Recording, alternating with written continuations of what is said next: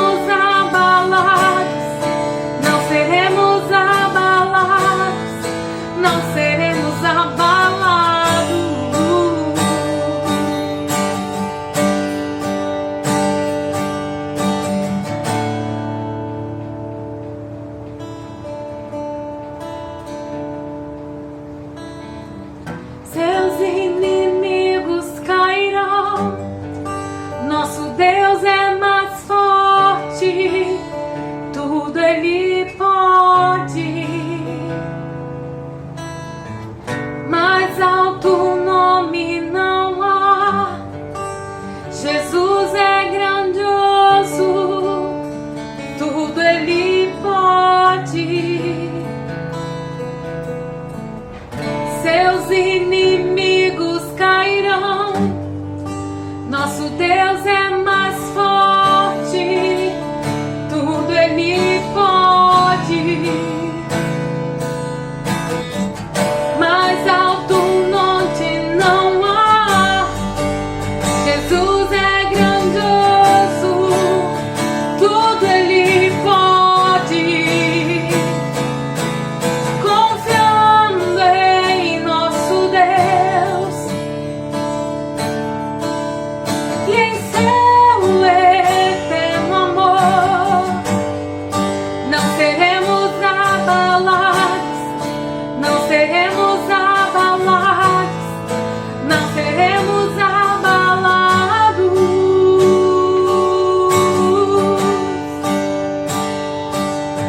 Confiando em nosso Deus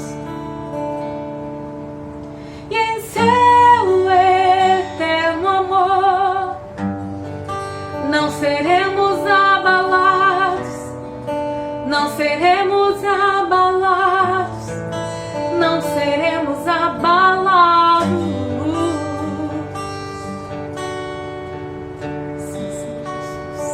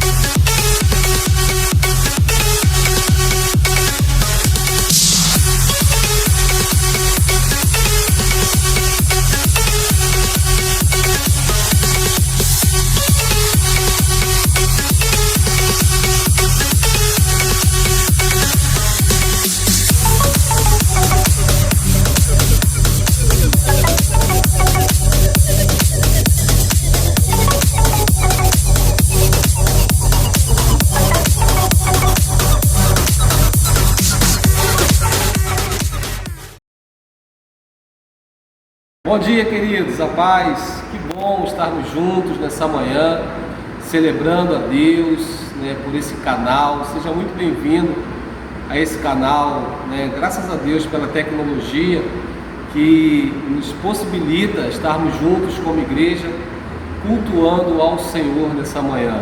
Depois de um louvor desse abençoado, e já nós teremos a poderosa ministração da Palavra de Deus. Mas antes disso, eu queria orar com você, na verdade, levantar um breve clamor de intercessão por tudo que está acontecendo nesses dias. Então, por favor, concorde em fé comigo, vamos orar juntos nessa manhã. Pai, nós levantamos as nossas vozes, nós unimos a nossa fé para clamar, Senhor, pela uma intervenção sobrenatural nessa situação que nós estamos vivendo. Só o Senhor, Deus, pode fazer um milagre, só o Senhor pode fazer com que essa praga venha cessar e para que o teu povo fique bem, para que o teu povo seja abençoado. Nós queremos concordar em fé e liberar, Senhor, o milagre, liberar aquilo que precisa ser liberado nessa manhã, para que essa praga venha cessar, e nós declaramos isso na autoridade do nome de Jesus. Amém. Amém, queridos. Agora nós vamos compartilhar com você o momento da semeadura. Nós vamos ofertar, nós vamos devolver ao Senhor os nossos dízimos. Mas pastor, como eu vou fazer isso? Eu vou te dar a direção de como você vai fazer isso. Mas antes, eu quero ler com você o texto que o apóstolo Paulo escreve à igreja em Corinto, no capítulo 9, a partir do verso 6, que diz assim: lembre-se, aquele que semeia pouco, também colherá pouco, e aquele que semeia com fartura também colherá fartamente. Cada um dê conforme determinou em seu coração, não com pesar ou por obrigação, pois Deus ama quem dá com alegria. E no verso 8 está a promessa que eu e você precisamos nos apropriar todos os dias, que diz assim: e Deus é poderoso para fazer que lhe seja acrescentada toda a graça, para que em todas as coisas, em todo o tempo, tendo tudo o que é necessário, vocês transbordem em toda a boa obra. Então, querido, receba essa promessa, tome posse daquilo que Deus tem para você. E como que você vai devolver o seu dízimo, como que você vai fazer a sua oferta? Nós vamos disponibilizar os dados bancários da igreja para que você esteja fazendo o seu TED, a sua transferência, ou mesmo um depósito. Mas não abra mão da sua fidelidade. Você tem um compromisso com a obra de Deus, você tem um compromisso com a nossa igreja local, e até aqui o Senhor tem nos abençoado. Então, oferte com alegria, expresse a sua gratidão e louve a Deus, demonstrando generosidade. Que o Senhor te abençoe e que você, em seguida, tenha uma excelente ministração da palavra e que essa palavra venha edificar a sua vida. Então, semeie, isso é muito importante para a sua vida. Deus abençoe. Paz. Olá! A partir de hoje nós faremos uma série de mensagens sobre a esperança bíblica. E vamos começar hoje com o tema Prisioneiros da Esperança. Nesse período de quarentena em que nós estamos nos nossos lares, vamos continuar edificando-nos uns aos outros com a leitura e o compartilhar da Palavra de Deus. Zacarias capítulo 9, versos de 9 a 12. Acompanhe comigo. Alegre-se muito, cidade de Sião, exulte Jerusalém. Eis que o seu rei vem a você, justo e vitorioso, humilde e montado num jumento, um jumentinho, cria de jumenta. Ele destruirá os carros de guerra de Efraim e os cavalos de Jerusalém, e os arcos de batalha serão quebrados. Ele proclamará paz às nações e dominará de um mar a outro, e do Eufrates até os confins da terra. Quanto a você, por causa do sangue da minha aliança com você, libertarei os seus prisioneiros de um poço sem água. Voltem à sua fortaleza, ó prisioneiros da esperança, pois hoje mesmo anuncio que restaurarei tudo em dobro para vocês.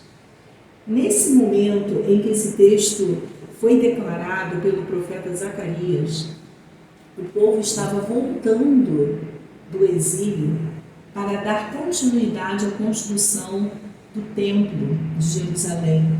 Esse templo havia começado a ser reconstruído com o governo de Ciro, porém com as pressões externas a obra precisou parar e agora, anos depois, no governo de Dario, esse segundo grupo volta, e nele estão os profetas Ageu e Zacarias.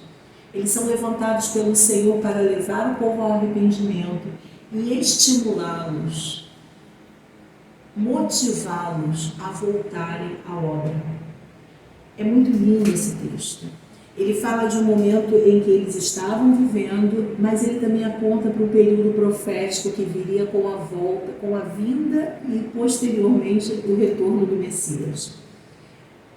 Fala sobre Jesus entrando na cidade de Jerusalém, a entrada triunfal, montado no jumentinho, como nós lemos.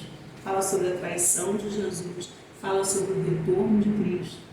Então, é um texto bastante bíblico. E motivados com essa palavra profética, 515 anos antes de Cristo aproximadamente, o templo é concluído. Não é o mesmo templo que havia sido feito anteriormente por Salomão, cheio de pedras preciosas, ouro, diamantes. Porém, era um templo bastante importante para eles. E ele foi feito de acordo com aquilo que o Senhor orientou. Mais à frente, nós veremos em João capítulo 1, verso 14, aquele que é a palavra tornou-se carne e viveu entre nós. Vimos a sua glória, glória como do unigênito vindo do Pai, cheio de graça e de verdade.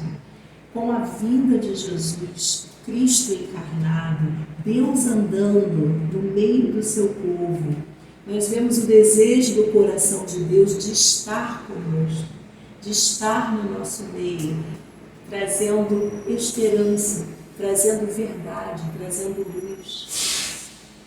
Quando Zacarias já declarava, voltem à sua fortaleza, ó prisioneiros da esperança, ele está falando de uma fortaleza que não é só física, mas de uma dimensão espiritual de consolo, de cura, de refúgio, de proteção.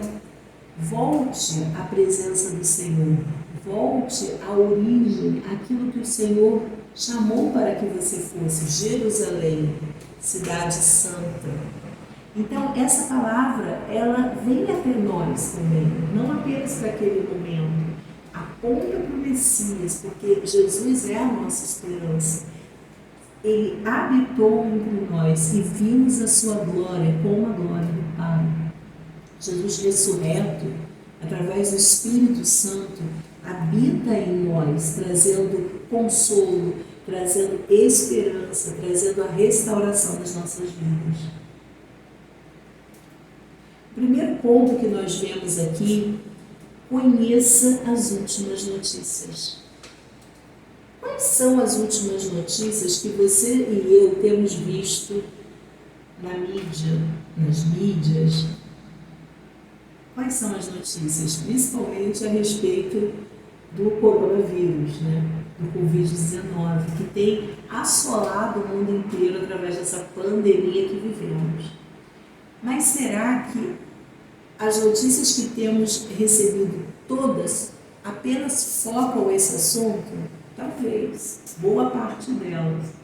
Porém, a palavra de Deus nos fala de um momento em que os discípulos também estavam atordoados com as notícias que eles estavam ouvindo e que eles haviam vivido, que foi a morte de Jesus. Muitos já estavam desesperançados da promessa que ele havia feito. E ele disse, eu voltarei. Naquele mesmo dia, eu estou lendo, desculpa, eu não falei texto, Lucas 24, de 13 a 15.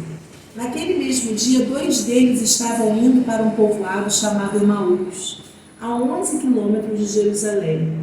No caminho, conversavam a respeito de tudo o que havia acontecido.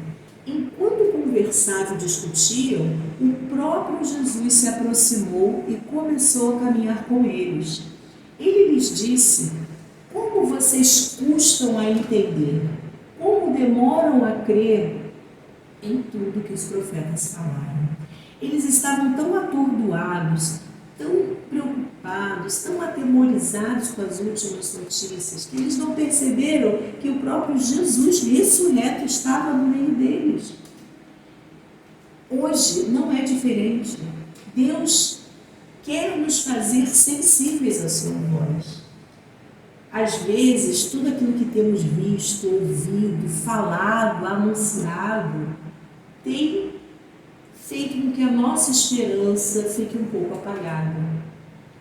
Nós precisamos vigiar isso, porque sabemos que há uma pressão das forças do mal para que as pessoas se sintam pressionadas, desesperançadas, encurraladas, apavoradas, em pânico.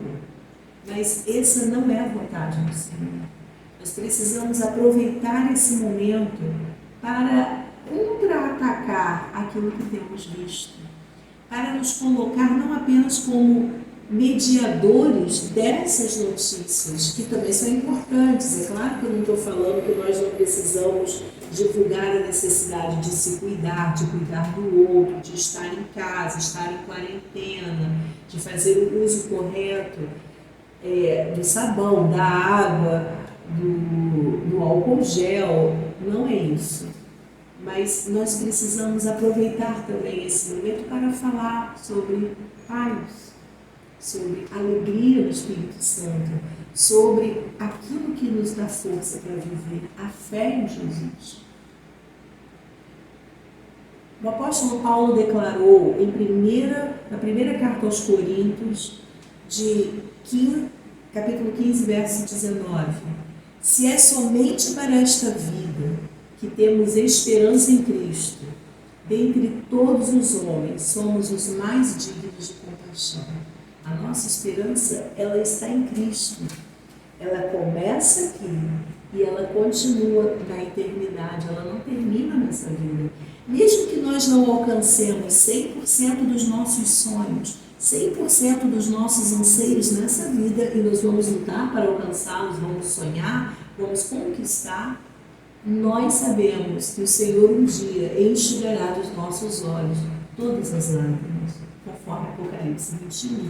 Essa é a nossa esperança. A esperança, ela olha para frente. Ela olha para frente e nos leva a conquistar. A fé, por outro lado, ela faz com que aquilo que olhemos já seja um vislumbre do que já alcançamos. A esperança impulsiona a nossa fé. Nós precisamos da fé, da esperança e do amor.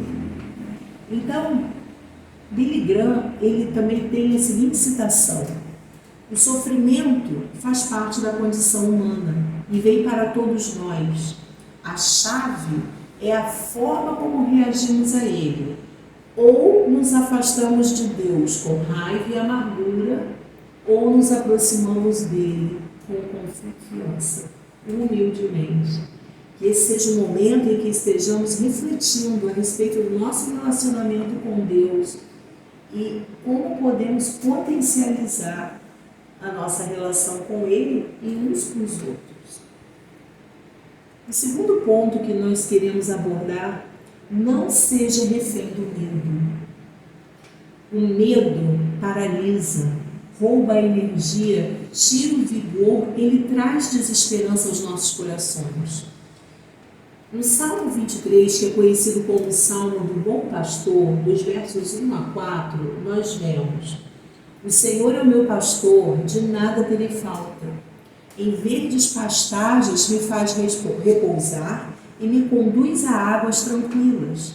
Restaura meu vigor, guia-me nas veredas da justiça por amor do seu nome. Mesmo quando eu andar por um vale de trevas e morte, não temerei perigo algum, pois tu estás comigo, a tua vara e o teu cajado me protegem. O Senhor é o nosso bom pastor. E sabemos que estamos passando com uma jornada por essa vida e sofremos muitas vezes circunstâncias que não esperávamos, outras vezes circunstâncias que nós mesmos provocamos. Porém, Deus está conosco, Deus nos ama apaixonadamente e Ele jamais desiste de nós. Houve um momento em que Eliseu vê-se totalmente cercado pelos inimigos. O rei da Síria mandou guerreiros, soldados cercarem a cidade por sua causa. E olha o que acontece. Isso está no segundo livro de Reis, capítulo 6, versos 15 a 17. O servo do Senhor, o servo do homem de Deus, levantou-se bem cedo pela manhã, e quando saía, viu que uma tropa com cavalos e carros de guerra havia cercado a cidade. Então ele exclamou: "Ah, meu Senhor, o que faremos?" O profeta respondeu: "Não tenha medo. Aqueles que estão conosco são mais numerosos do que eles." Eliseu orou: "Senhor, abre os olhos dele para que veja."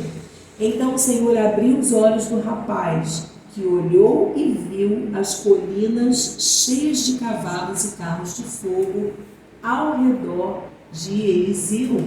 Então, há momentos em que nós olhamos e não vemos a ação de Deus.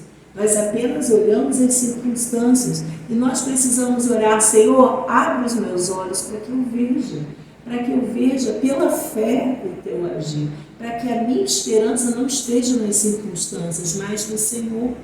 Mesmo diante de uma situação desesperadora, Eliseu, ele tinha plena visão e fé de que Deus era com ele. A fé e a esperança nos aproximam de Deus, mas o medo nos afasta dele. O medo opera nas pessoas porque elas pensam que podem alcançar as bênçãos de Deus por mérito. Nós não merecemos. O meu sacrifício não vai fazer Deus me amar mais. Deus me ama independentemente do que eu faça para Ele. Deus me ama, Deus é amor. É claro que Ele me ama, como diz uma frase que eu gosto muito, Ele me ama muito como eu sou. Mas Ele me ama mais ainda para me deixar como estou, nos meus medos, nas minhas inseguranças, na minha obscuridade. Deus deseja trazer luz à minha vida e me fazer resplandecer a mim, a você e a cada pessoa da face da terra. O amor de Deus é para toda a humanidade. Efésios 1:3 diz: Bendito seja o Deus e Pai de nosso Senhor Jesus Cristo, que nos abençoou com todas as bênçãos espirituais nas regiões celestiais em Cristo. E ainda diz no capítulo 3, verso 20: Aquele que é capaz de fazer infinitamente mais do que tudo que pedimos ou pensamos, de acordo com o seu poder que atua em nós. E como último ponto, tenha uma fé corajosa.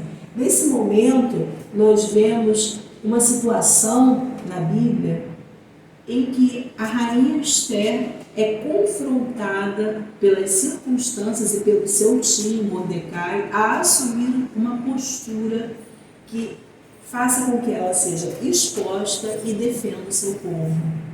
Isso está em Esther capítulo 4, versos 11 a 14. Todos os oficiais do rei e o povo das províncias do império sabem que existe somente uma lei para qualquer homem ou mulher que se aproxime do rei no pátio interno, sem por ele ser chamado. Será morto, a não ser que o rei estenda o cetro de ouro para a pessoa e lhe poupe a vida. Eu não sou chamado à presença do rei há mais de 30 dias. Quando Mardoqueu recebeu a resposta de Esther, mandou dizer-lhe: Não pense que pelo fato de estar no palácio do rei, de todos os judeus, só você escapará. Pois se você ficar calada nessa hora, socorro e livramento surgirão de outra parte. Para os judeus, mas você e a família de seu pai morrerão. Quem sabe se não foi para um momento como este que você chegou à posição de rainha? Nesse momento, Esther, ela fala: olha, se eu chegar até o rei, ele pode mandar que eu perca a minha cabeça. Porém, o tio dela a encoraja e desafia. Quem sabe não é justamente para esse momento que o Senhor te colocou ali, Esther. Toda crise traz oportunidades. Toda crise. Esther se levanta no meio de grande crise. O Senhor a abençoa. O rei ouve aquilo que ela tem a falar e declarar, atende a sua intercessão e ela salva o povo. Nesse período de quarentena, todos nós temos aprendido algumas lições. Eu vou pontuar algumas. Nós não somos prisioneiros do tempo, nem da agenda e nem do espaço. De certa forma, nós somos limitados fisicamente, mas hoje a internet possibilita que eu, da minha casa, esteja me comunicando com você, que pode estar em qualquer lugar do mundo, através das mídias sociais. A minha agenda ela teve que ser totalmente mudada por causa da quarentena colocada pelas autoridades. E o meu tempo, que antes era tão escasso, eu não poderia estar na minha casa a essa hora, eu deveria estar trabalhando, foi modificado. Nós somos vulneráveis e precisamos uns dos outros. As nossas atitudes afetarão a vida de todos à nossa volta. Aquilo que eu faço vai afetar Não somente os meus familiares que convivem comigo na minha casa, mas os meus vizinhos, os meus colegas de trabalho, os meus amigos. Enquanto houver vida, haverá esperança. Essa é uma frase que você deve conhecer, bastante famosa, mas isso é verdade. Nós estamos lutando pela vida, e só luta pela vida quem tem esperança. E a nossa esperança, ela vai muito além desse tempo em que nós estamos vivendo hoje. Por pior que sejam as circunstâncias, sempre poderemos nos adaptar e tirar preciosas lições. Billy Graham declarou certa vez: a coragem é contagiosa. Quando o homem valente permanece firme, os outros também se posicionam. Eu quero concluir declarando o Salmo 23, verso 6, que diz: sei que a bondade e a fidelidade me acompanharão todos os dias da minha vida, e voltarei, habitarei a casa do Senhor enquanto eu viver. Esse é o momento em que precisamos buscar a casa do Senhor, lugar de refúgio, lugar de colo, lugar onde podemos sonhar, lugar onde podemos nos apaixonar, lugar onde podemos ter intimidade com Ele, a intimidade com Deus. Nesses dias você não pode talvez ir à igreja, mas Deus está com você na sua casa, Deus está com você talvez no seu trabalho, que você precise ainda para se locomover até Ele. Deus está comigo, Deus está conosco, nós somos a casa do Senhor, Ele está dentro de nós, de todo aquele que crê e entregou sua vida a Jesus. Nós somos templo de Deus, lugar de habitação do Espírito Santo. Quando você se atreve a elevar as suas esperanças, as coisas começam a mudar em sua vida. Essa é uma frase, uma citação que eu quero fazer, que eu ouvi da Joyce Meyer essa semana. Vou repetir. Quando você se atreve a elevar suas esperanças, as coisas começam a mudar em sua vida. A fé aumenta, a alegria retorna e a paz reina. Eu quero concluir essa mensagem com aquela imagem que todos nós vimos essa semana, dos italianos, povo que sofreu e que ainda está sofrendo a pandemia do coronavírus de forma tão intensa. Parte da população já morreu, outros estão hospitalizados. Uma situação terrível. E essa semana eu fui surpresa com aquelas pessoas cantando nas suas varandas e janelas. Cantando, celebrando a vida, celebrando a Deus e declarando que a esperança delas não estava limitada àquela situação circunstancial. Também me alegrei muito ao ver as autoridades colocando aquela esquadrilha da fumaça com aquelas cores da bandeira da Itália nos céus, para que o povo se animasse, para que o povo fosse encorajado. E meu irmão, minha irmã, meu amigo, minha amiga, eu quero te encorajar através dessa mensagem, que nós possamos voltar os nossos olhos ao Senhor e reconhecer que nós precisamos voltar a essa fortaleza, porque somos prisioneiros da esperança. Precisamos desse lugar de refúgio, desse lugar de intimidade, lugar onde o Senhor nos trata e cuida de nós de forma tão linda, individual e pessoal. Eu gostaria de fazer uma oração nesse momento. Senhor, eu te agradeço por essa mensagem. Eu te agradeço por tudo aquilo que temos vivido esses dias, mesmo que não compreendamos as dimensões totais do que está acontecendo. Nós sabemos que o nosso futuro está nas tuas mãos, o nosso presente está nas tuas mãos. Nós não vamos abrir mão da nossa fé, da nossa esperança, confiança de que teremos dias melhores, que tudo isso passará e nós continuaremos celebrando a vida que temos em Ti. Que o Senhor tome nas tuas mãos todas essas famílias que estão enlutadas nesse momento, sofrendo perdas. Deus, tenha misericórdia de cada um de nós e nos faça vencer tudo aquilo que temos enfrentado esses dias. Dê sabedoria às nossas autoridades para que possam direcionar com sensatez todas as nossas atitudes e que possamos agradecer todos os dias a Ti, porque sabemos que enquanto houver vida, haverá esperança em nossos corações. No nome precioso de Jesus. Amém. Paz. Que o Senhor nos abençoe abundantemente durante toda essa semana. Siga-nos nas nossas redes sociais. E não se esqueçam, o vinho novo chegou.